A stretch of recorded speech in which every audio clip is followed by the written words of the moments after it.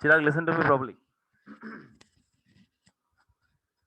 तो 100 रेसेस में हमारे पास 3 कैरेक्टर्स हैं।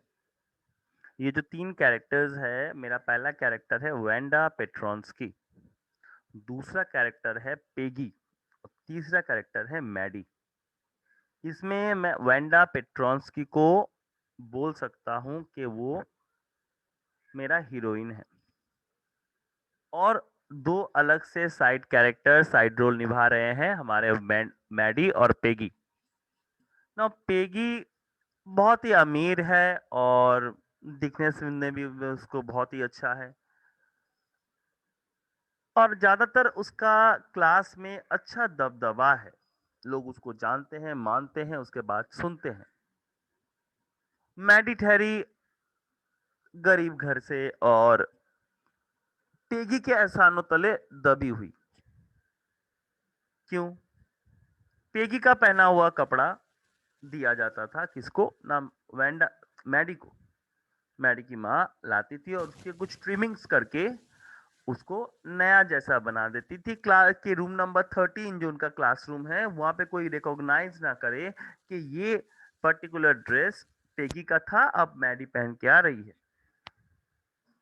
और ठहरा वेंडा पेट्रॉन्स्की, ये हमारे बॉगेन साइट में रहने वाली एक लड़की है। बॉगेन साइट, ये बॉगेन साइट जो जगह है, ये थोड़ा आउटस्कर्ट एरिया है। Now this all about the story that we are going to here.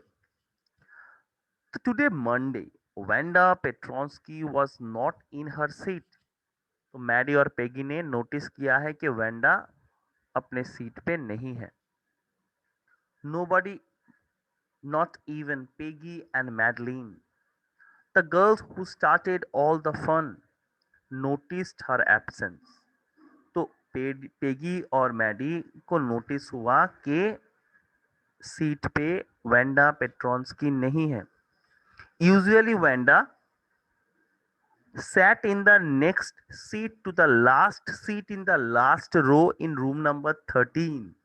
तो रूम नंबर 13 उनका क्लासरूम का नंबर है, और उस क्लासरूम में लास्ट सीट पे, लास्ट रो में ज्यादातर बैठती है, कॉर्नर में,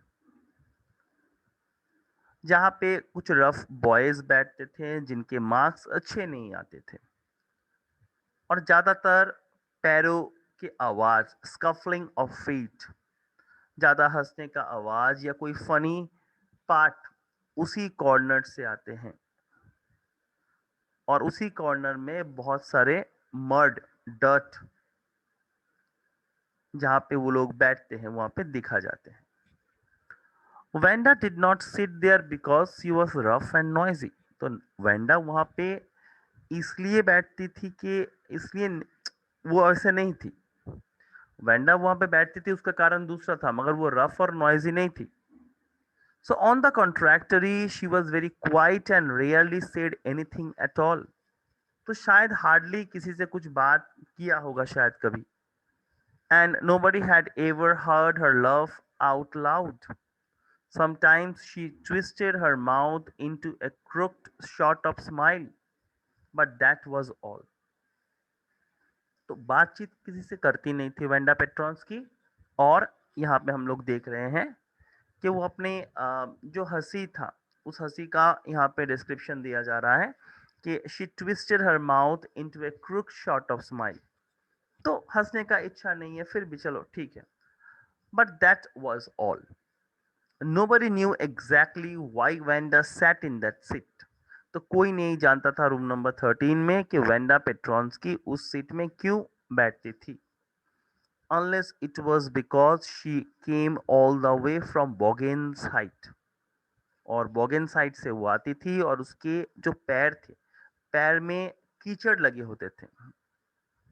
but no one really thought much about Wanda Petronski once she sat in the corner of the room। जैसे ही वेंडा पेट्रॉन्स्की क्लास के अंदर आके अपने सीट पे बैठ जाती है, और कोई उसके बारे में सोचता नहीं। The time when they thought about Vanda was outside of school hours, at noontime when they were coming back to school, or in the morning early because school began। तो मैडी और पेगी वेंडा के बारे में कब याद करती थी? दोपहर के समय, टिफिन टाइम में, सुबह स्कूल आने से पहले और दोपहर को स्कूल खत्म हो जाने के बाद, क्योंकि तब ये दो लड़की मिलके वेंडा को चिढ़ाती थी. So before school began, when the groups of two or three or even more would be talking and laughing on their way to the schoolyard, then sometimes they waited for Wanda to have fun with her. The next day, Tuesday, Wanda was not in school either and nobody noticed her absence again. तो Tuesday भी Wanda नहीं थी school में. But on Wednesday, Peggy and Maddie, who sat down front with other children who got good marks and who didn't track in a whole lot of mud. तो Peggy और Maddie जो कि दूसरे लड़कों की तुलना में अच्छा नंबर लाती है और उनके पैरों में कीचड़ लगे नहीं होते हैं, did notice that Wanda wasn't there. उन्होंने नोटिस किया कि वेंडा आई नहीं है. Peggy was the most popular girl in school. She was pretty. She had many pretty clothes and her hair was curly. Mary was her closest friend. The reason Maddie and Peggy noticed Vanda's absence was because Vanda had made them late to school. तो already Peggy और Maddie किस लिए Wanda का याद किए? क्योंकि उन्होंने Wanda ने उनको स्कूल पहुंचने में लेट करवा दिया, क्योंकि वो वेट कर रहे थे वेंडा के लिए कि वेंडा कब आएंगे और उसको चिढ़ाएंगे, और तब तक ऑलरेडी देर हो चुका था. राइट, तो ये पार्ट यहाँ पे बताया जा रहा है. You need to understand this part. Now they had waited for Wanda to have some fun with her, and she just hadn't come. They often waited for Wanda Petronsky to have fun with her. तो अक्सर हम लोग देखते थे कि Wanda पेट्रॉन्स्की के लिए वो वेट करते थे कि उनके साथ थोड़ा हंसी मजाक हो जाए. Wanda Petronsky. Most of the children in room number 13 didn't have name like that.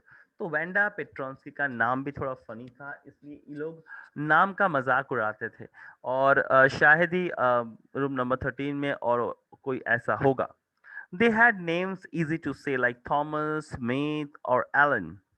There was one boy named Bounce, Willie Bounce, and people thought that was a funny, but not funny in the same way that Petronsky is. तो Petronski जैसा नहीं है, ठीक है, in the same way that Petronski was. तो Petronski जैसा नहीं है. Wanda didn't have any friends. She came to school alone and went home alone. तो वेंडा का कोई दोस्त नहीं थी और वेंडा स्कूल अकेली आती थी, अकेली जाती थी. She always over A faded blue dress that didn't bang hang right. It was clean, but it looked as though it had never been ironed properly. She didn't have any friends, but a lot of girls talked to her. Sometimes they surround her in the schoolyard. Surround मतलब आपको घेर के खड़े रहना. As she stood watching the little girls play hopscotch on the worn hard ground. तो Wanda का जो part है, वेंडा को ज़्यादातर स्कूल कैंपस में जो ग्राउंड होते थे वहाँ पे दिखा जाता था एक फेडेड ब्लू ड्रेस के साथ, और जब भी देखते थे तो उस वो ड्रेस प्रॉपरली आयरन भी नहीं है और उसके साथ कोई दोस्त भी नहीं रहता था. जितने भी बहुत सारे लोग उससे बात करते थे और कभी कभी वो एक दूसरे को घेर के जब हॉपस्कॉच खेलते थे. Wanda, Peggy would say in a most courteous manner, as though she were talking to Miss Mason. Wanda, she would say, giving one of her friends a nudge, tell us, how many dresses did you say you had hanging up in your closet? तो यहाँ पे Wanda Peggy जब आई, Peggy आने के बाद क्या हुआ ना, पेगी ने बहुत ही सुंदर मैनर में उसको पूछा कि आपके पास आपके क्लोसेट में कितना ड्रेसेस रखे हुए हैं, और वेंडा ने जवाब दिया 100. 100 exclaimed all the little girls incredulously, and the little ones would stop playing hopscotch and listen. जब वेंडा 100 बोलती थी तो सारे बच्चे खेलना बंद करके वेंडा को सुनने आ जाते थे. Yeah, 100 all lined up, said Vanda. Then her thin leaves drew together in silence. What are they like? All silk? I bet, said Peggy. Yeah, all silk, all colors. तो all silk और हर एक colour में है. Velvet भी है. Yeah, velvet too. 100 dresses, Vanda would repeat solidly. Not तो कोई feelings के बिना वेंडा एकदम आसानी से इस पार्ट को रिप्रेजेंट कर रही थी. All lined up in my closet. Then they would let her go. And then before she would gone very far, they couldn't help bursting into shrieks and peal of laughter. तो automatically वो जब दूर चले जाते थे तो वो हंस पड़ते थे. 100 dresses. Obviously, the only dress Vanda had was a blue one, और she wore every day. तो उसके पास 100 ड्रेसेस हैं और एक ही ड्रेस पहन के हर रोज स्कूल आती है. So why did she say she had 100? What a story! How many shoes did say you had? 60 pair all lined up in my closet. तो 60 पेयर के जूते हैं. Cries of exaggerated politeness greeted this all alike. तो automatically सब लोग बोले बाप रे बाप 60 पेयर जूते बहुत बड़ा बात है. Oh no, every pair is different, all colours, all lined up. Peggy, who had thought of this game, and Maddie, her inseparable friend, were always the last to leave. तो पेगी और Maddie सबसे last वहां से जाते थे.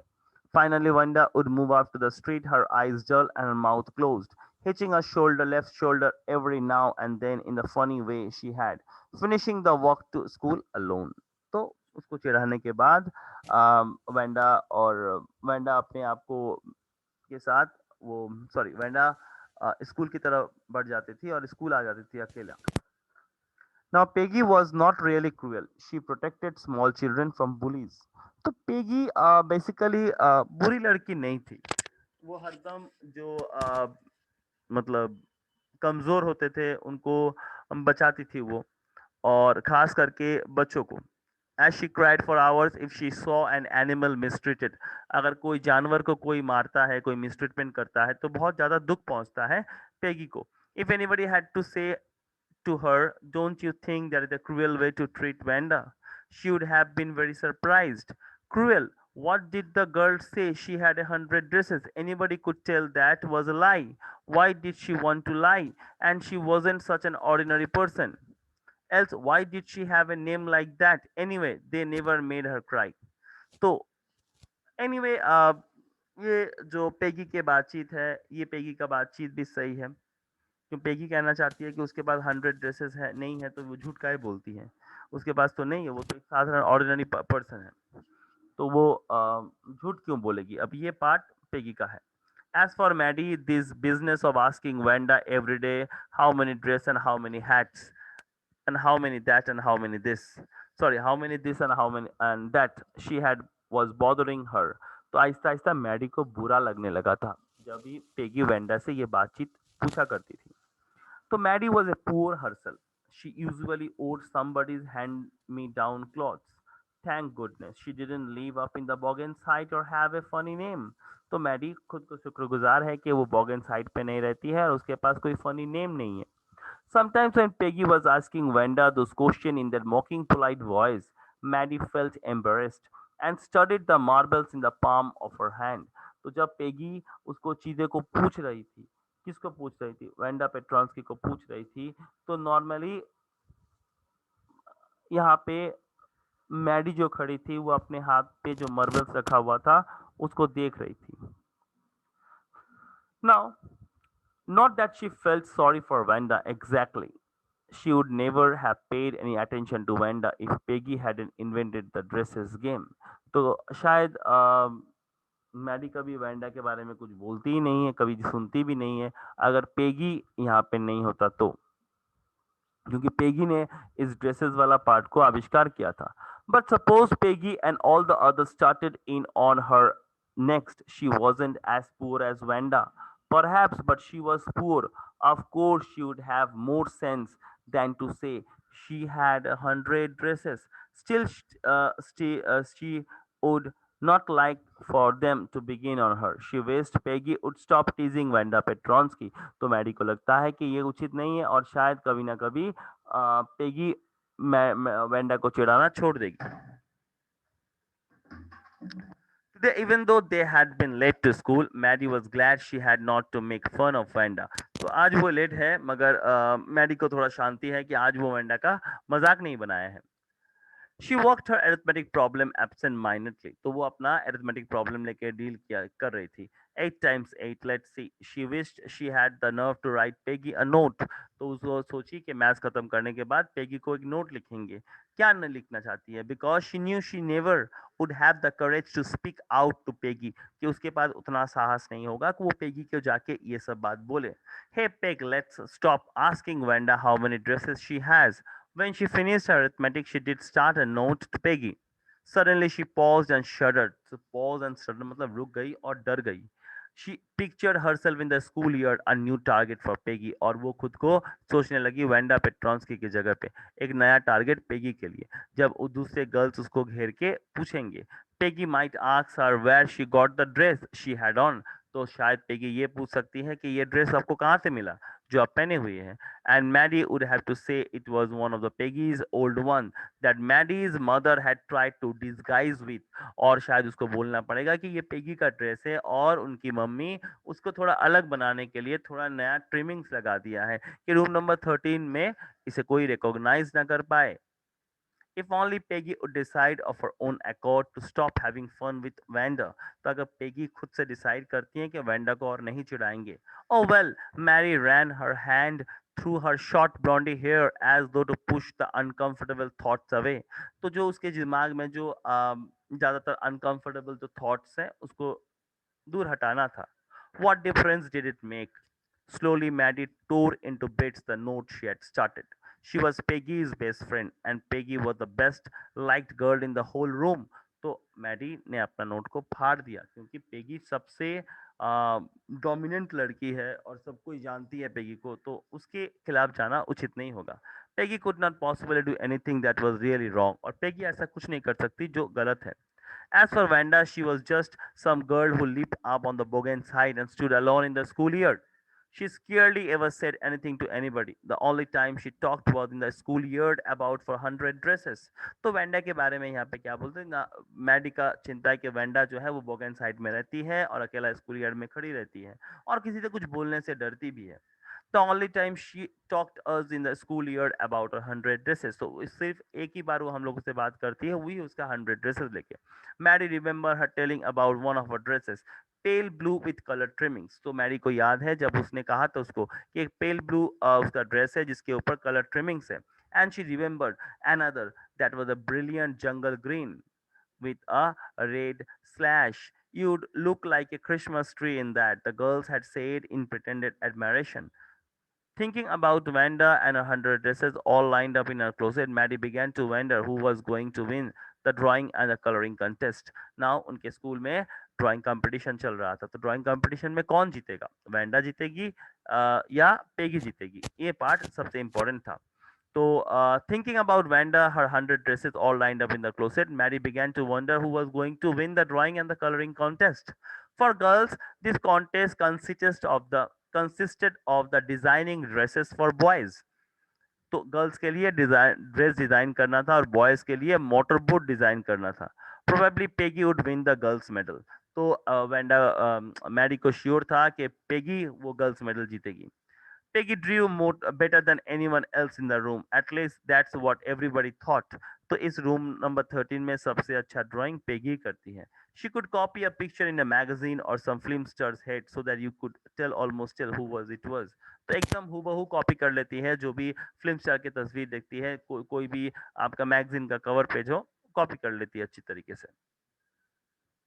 Now, oh, she could copy a picture in magazine or some film star's head so that you could almost tell who it was. Oh, Maddie was sure Peggy would win. Well, tomorrow the teacher was going to announce the winners. Then they would know. The next day it was drizzling. Drizzling मतलब थोड़ा थोड़ा करके बारिश गिर रहा है. The Maddie and Peggy hurried to school under Peggy's umbrella. तो Peggy के छाते के नीचे कौन कौन पहुंचे ना, मैडी और पेगी पहुंच गए school. Naturally, on a day like this, they didn't wait for Vanda Petronsky on the corner of Oliver Street. तो इस समय ऐसे दिनों में वो वेंडा पेट्रॉन्स्की के लिए वेट नहीं करते हैं. ऑलिवर स्ट्रीट में वो लोग वेट करते थे वेंडा पेट्रॉन्स्की के लिए, मगर अभी नहीं कर रहे हैं क्योंकि बारिश गिर रहा है, हल्का हल्का करके बारिश गिर रहा है.